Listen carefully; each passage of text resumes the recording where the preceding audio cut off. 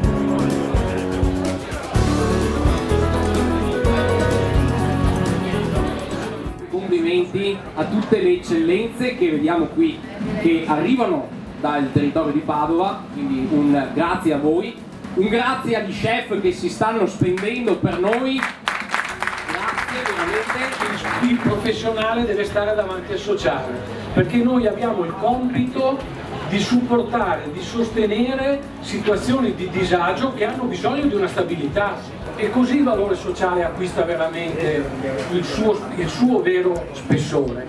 E credo che la cornice dell'Expo sia il più grande riconoscimento che noi possiamo avere come realtà professionale sociale, come impresa sociale. Tutte le imprese dovrebbero essere un po' imprese e un po' sociali, e quando è tutto sociale o tutto impresa c'è qualcosa che non va. Bisogna che le due cose convivano insieme per il bene di tutti.